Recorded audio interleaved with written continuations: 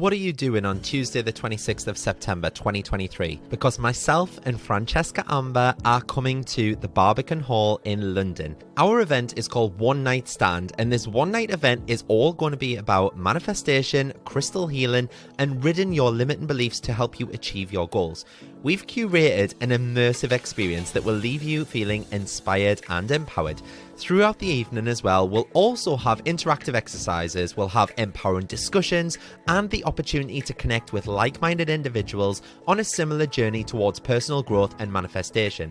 There'll even be an opportunity for you to ask questions as well. This event is your chance to break free from the shackles of self-doubt and unleash your inner greatness. It's time to release those limiting beliefs that might be holding you back and step into your true potential. And if you want to come on your own, by all means do that. Single tickets are available and seating is totally unreserved, so you can even meet up with your spiritual friends and sit with them as well. Head to @CannyCrystals on Instagram and click the link in my bio. Tickets are limited, so secure your spot and be part of this transformative experience. Don't miss out on the chance to manifest your dreams and achieve your goals. We can't wait to see you there.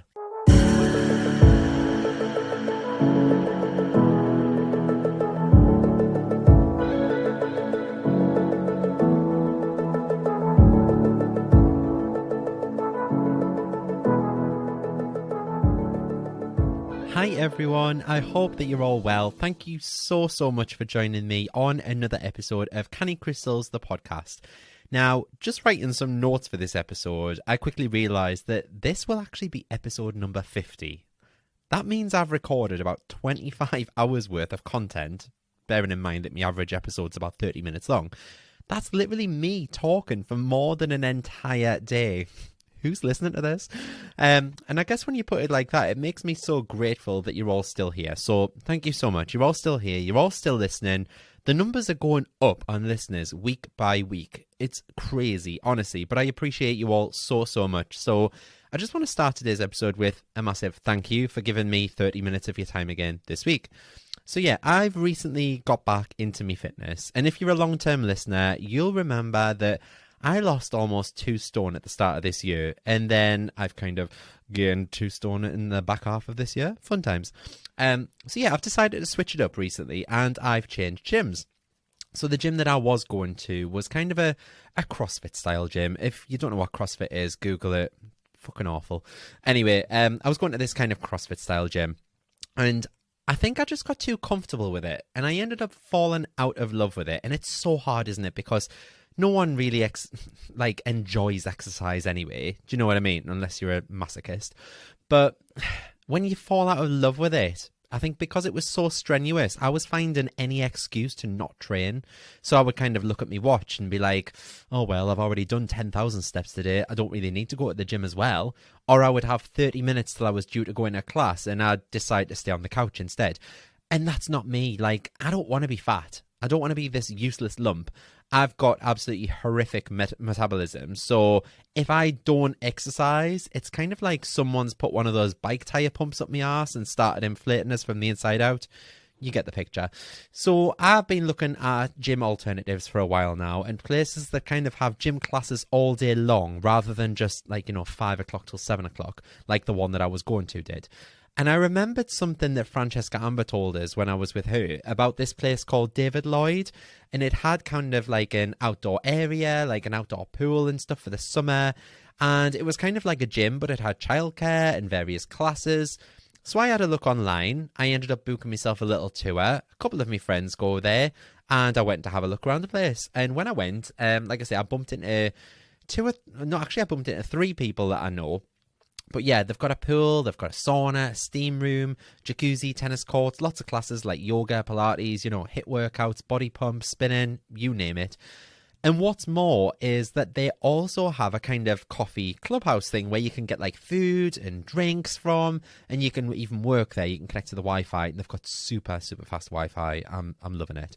So when I need a break from the office, I've been last minute booking myself onto a yoga class, for example. And then, working a little on my laptop, then going for a swim, having a bite to eat, doing a spinning class, and then coming home.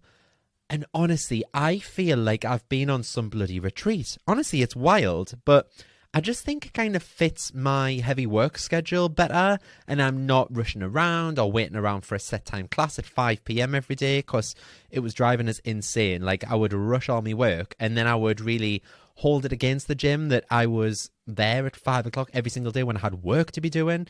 So yeah, I've been every single day for the last fortnight, which is wild for me, because as of late, I was going to the gym maybe once a week, if that. So I did this class last Friday night, right? And it was called Spirit. And it was a mix of kind of yoga, Pilates, and a bit of sound meditation as well. So it was right up my street. Mind you, the instructor had us kind of balance on one foot doing this thing. Is it half moon in yoga? I think it's half moon it's called. Who knows? But she had us balance on one foot like a flamingo, but the other leg was stretched out behind her, like with our backs flat in kind of a T shape, so we're balanced on one foot. And honestly, holding that for like 3 minutes, my bum cheeks were vibrating with cramp. I could barely walk the next day. Honestly, I felt, wow, just, I've never known a workout like it. And I know that Lisa Jane, one of my followers from Instagram, she'll be buzzing at this because she's a spinning instructor. But I absolutely love spinning. Who would have thought? So honestly, I didn't think I would ever get back on a bike again after my little accident. Oh, to hell with it. Let's share it. I might as well share it with you all. I share bloody everything else, don't I? So back in 2019, we moved into our new house, and I was working at the end of the Tyne Bridge in the city centre here in Newcastle. And I could drive in, but I would have to pay for parking every day at like £8 a day. Ridiculous. Or I could walk in, but it would take about 50 minutes each way. So I invested in a bike. Not an expensive one, not a cheap one either, but I absolutely detested. And when I say detested, let me just clarify that for you. I detested cycling along the quayside every single day, okay? It hurt me bum along the uneven paving slabs. People walked in the way every 2 seconds. It constantly rained in me face. And I generally just turned up at work a hot, sweaty mess. So one day I even passed out in my work toilets after sweating my tits off on the way to work in a heat wave. But anyway, this one day I was coming out of work and it was midweek. The sun was shining. I had my shorts on. I got on my bike with my backpack on and I started freewheeling down towards the quayside. For anyone listening from Newcastle, I'm talking about Dean Street. You know how friggin' steep that hill is. So I was flying down it on my bike, thinking I'm clever, and I went to bump up on the curb, and my front wheel didn't quite make it up on the curb, okay? So the rest of us went forwards, straight over the handlebars. My bike went sideways and slid underneath us, and I basically somersaulted over the top of the handlebars. Literally somersaulted. It was lucky I had a backpack on because it broke me fall. I probably would have smashed my back off the bloody curb. But you know, in those moments where you just want the earth to open up and swallow you up, this was definitely one of those moments. I remember just being lay there on the floor and over the top of bloody whatever it was, like Spice Girls or S Club 7 or something, blasting through me headphones. I could hear a bunch of rowdy lads, you know, on the drink going, "Way!" and all cheering and clapping and chanting, laughing away at us.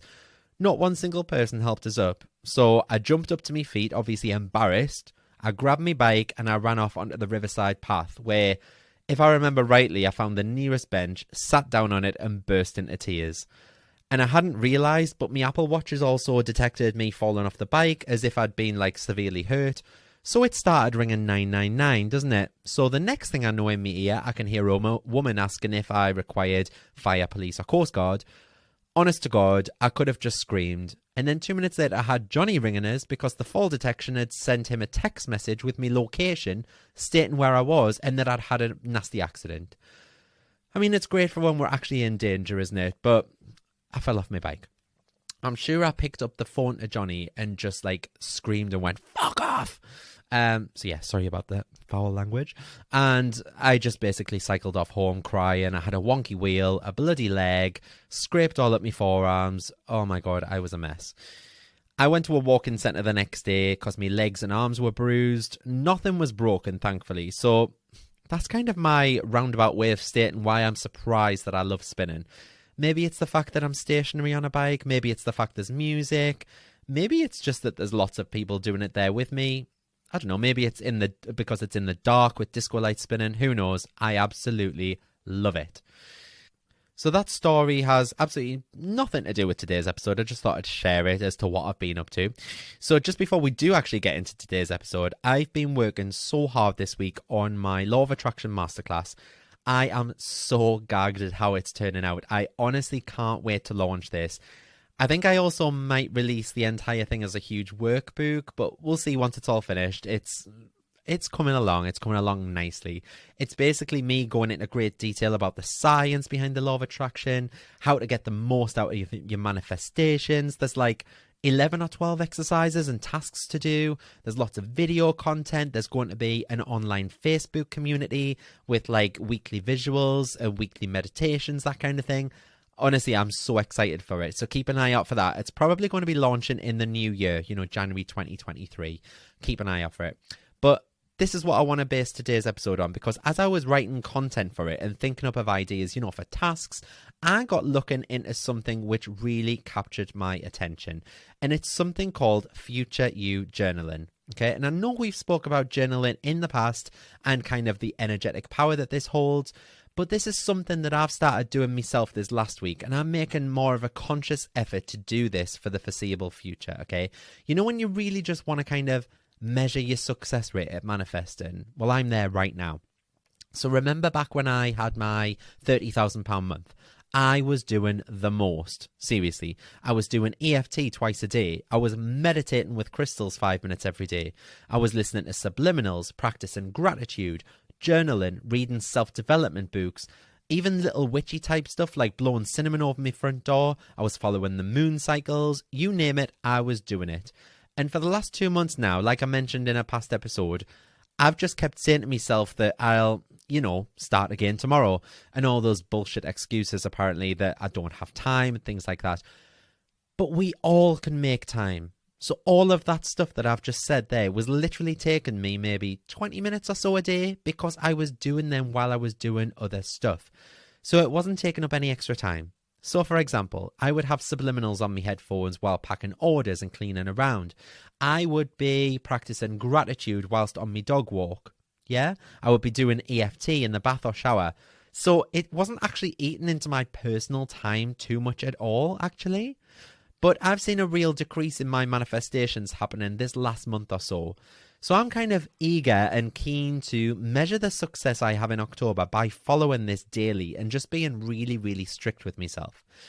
So back to Future You Journaling. This is one of the exercises that I'm going to have in my Law of Attraction online masterclass. And it's something that I'm doing myself over the course of the next month. So what is it? Okay, so Future You Journaling, it's kind of a practice in that you're going to create a written journal. It's going to be regarding how you would like yourself to be in the future. And it really is that simple.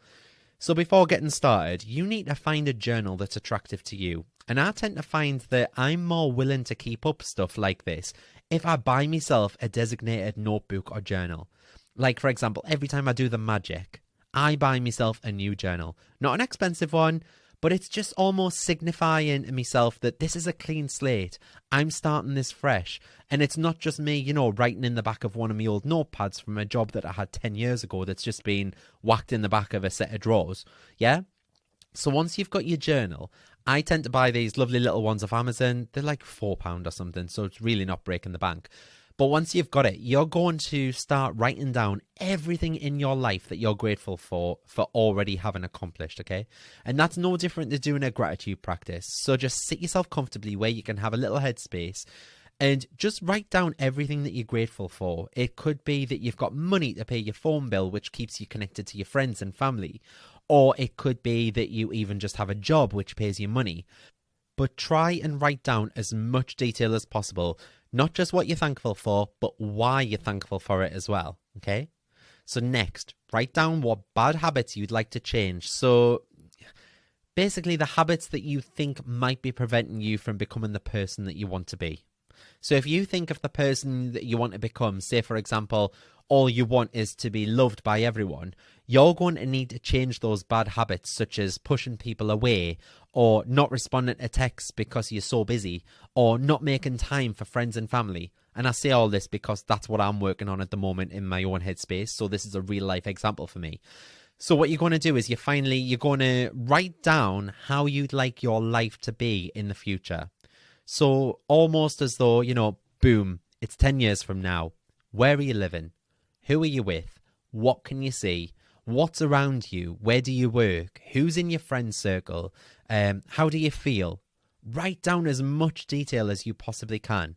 A future you journal is very similar to maintaining and keeping like a regular journal, but the big difference is that you're just going to fully focus on your future instead of the present, okay? So the long term.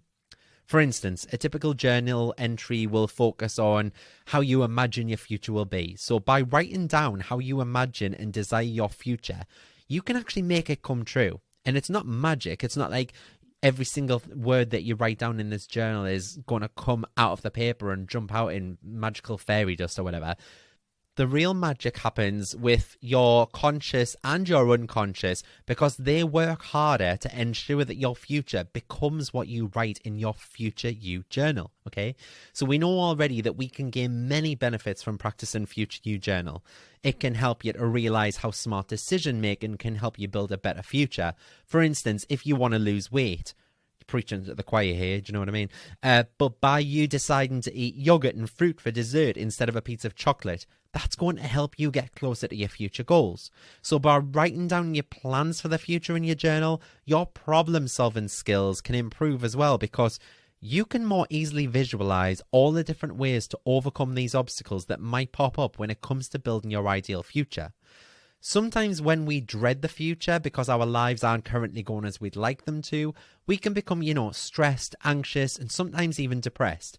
And future you journaling is similar to writing a plan for your future, basically. So as you're planning out your future and actually see it written down on paper, you can then anticipate your future improving, which in turn then increases your happiness and reduces that stress, anxiety, and depression.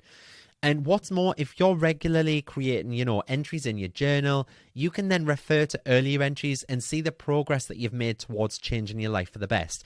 And believe me, there is something so powerful about that because it can dramatically increase your self-confidence, your self-esteem, and make you proud of how far that you've come. So now that we've kind of talked about the future you journaling and its benefits, it's time to look at a plan to start planning your improved future. So I'd say the number one thing is to try to journal as often as possible. So if you fail to journal on a regular basis, you're not going to reap the benefits of practicing future you journaling, okay? We can all say, I was too busy today. I didn't have time today. While it's ideal to write in your journal daily, you might miss a few days here or there in the beginning, and that's fine. You're starting a new habit, okay? And we all fall off the wagon when we start new habits. It's natural. It's part of human nature. But in order for this practice to be as effective as possible, your daily entries are important, okay? It's kind of like how I'm going to do everything every single day to measure my success. Your journal entries should include all of your goals. It should be a series of short-term and long-term goals, and they'll help you to become the person that you desire in the future. That's why it's important for you to create a full list of goals, both short-term and long-term. You'll then see quicker progress with the shorter term goals, which will then in turn motivate you to work harder towards achieving the long term goals, yeah? And you need to focus on what you can control. Unfortunately, we can't control everything in our lives. We know this. In fact, there's quite a bit that we can't control, yeah? However, there are many things that we can control. Don't be lazy about it. We know what we can and can't control. The things that we can control, that's what you need to focus on when making entries in your journal. Remember to be patient as well. So when you start practicing future you journaling, you're likely to want some instant gratification. You're going to want the results there and then, as we all do with everything that we do. However, patience is necessary because you definitely won't see huge changes right away. This process takes time, but don't get discouraged, okay? You'll kind of notice these small changes, and many small changes will equal big changes in the future. It'll all eventually snowball. Stick it out and keep at it, okay? One of my biggest tips for journaling would be to create helpful templates because it can sometimes be difficult to come up with things to write about every single day, as you know if you've done journaling in the past. But by creating templates with helpful writing prompts on them, that can help you out immensely. You can also find writing prompts online that will, help you create some amazing and productive journal entries so that you won't feel like you're writing the same material every single day. But don't expect perfection. None of us are perfect. So while you're treading along on your future you journaling journey, Be sure not to create goals and plans that are so far detached that they make you think, I'll never get there.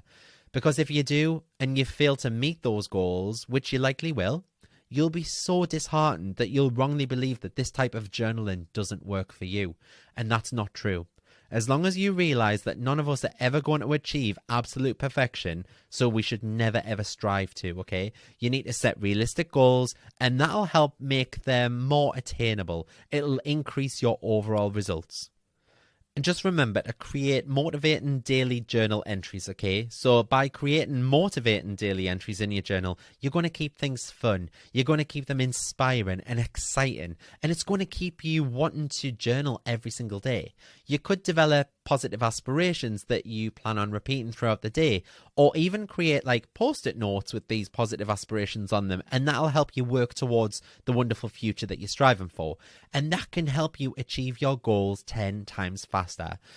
You could even create, a daily mantra to focus on in your journal. Now, a mantra can be anything from a positive quote that you might have heard, or an inspiring verse in a song, whatever it is. You can focus on the same mantra when writing your entries, or you can create a new one every single day, like a quote of the day.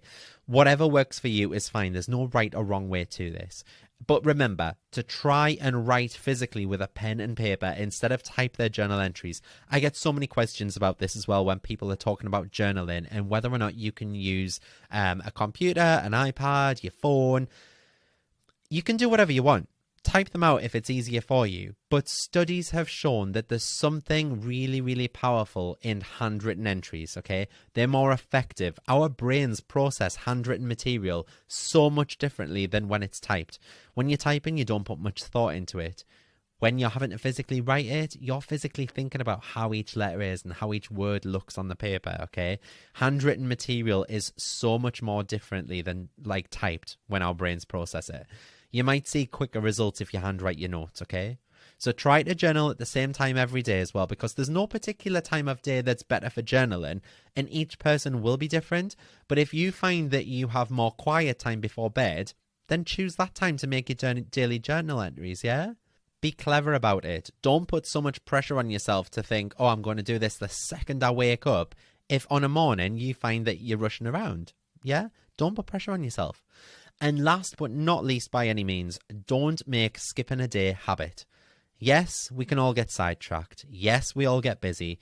And while skipping a day here and there when it comes to creating new entries in your journal is fine, it's expected, it shouldn't really cause any problems.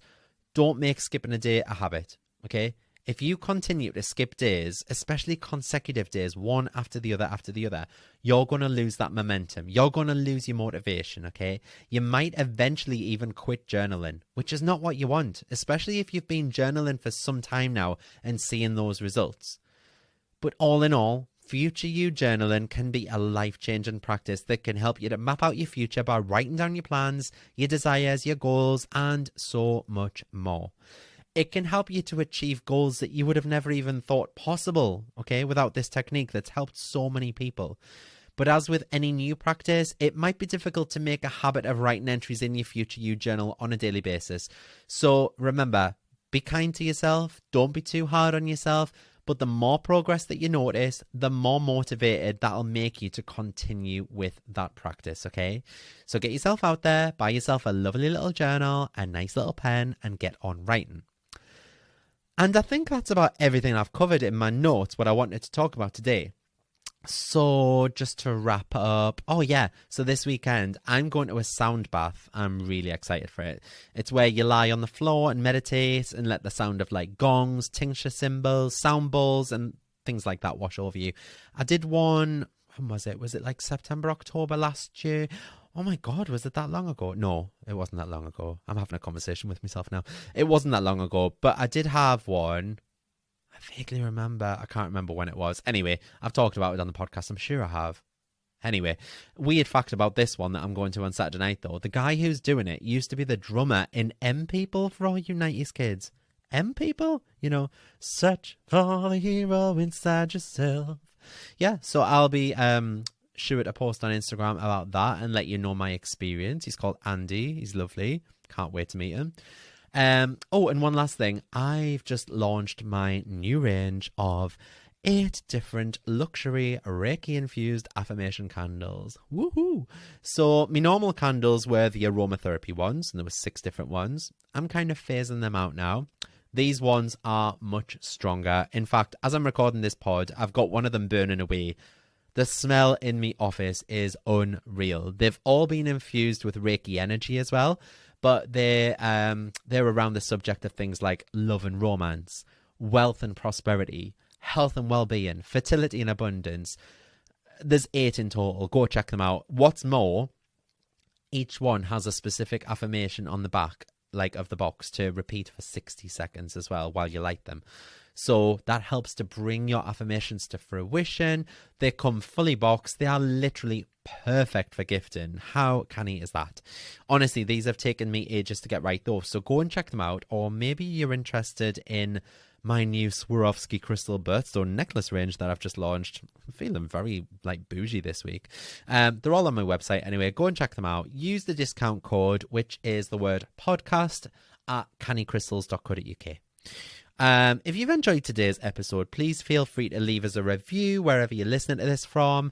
Share screenshots of yourself listening on your Instagram stories. I love when people send us photos of themselves on trains and stuff, and they're like, just get my canny crystals fix. I love to hear it and I love to see it. I appreciate you all so much, and hopefully I'll see you all. I don't know why I'm saying hopefully. Of course I'll see you all again next Friday for another episode of Canny Crystals the podcast. Have a lush weekend, everyone. Speak to you soon. Bye.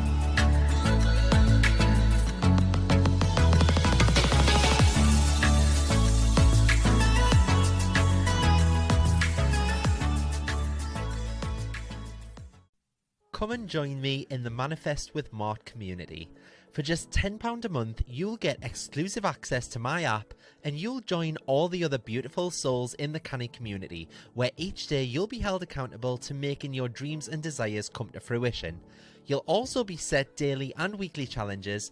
There's a chat room built in so you can talk to people in real time, and you can also pop over any questions that you have in the Q&A forum and I'll answer them for you. It's changing people's lives, and we've already had so many people manifesting things in the first 2 weeks alone. Each new moon, I'll also be going live within the group on a face-to-face video to help you get the most out of the lunar cycles, as well as answer any burning questions that you have. And these live meetups are so powerful, and everyone in the group has had nothing but praise for the safe space that we share. There are very limited spaces for this community, however, just to ensure that I can place my focus on you and nurture you into the ultimate manifester. So if you'd like a spot, please be quick and reserve your seat now. Head to cannycrystalsacademy.co.uk and choose the Manifest with Mart option, where you can get instant access, and what's more, you'll also get access to all of the past recordings and chats too. Join now and start living the life of your dreams.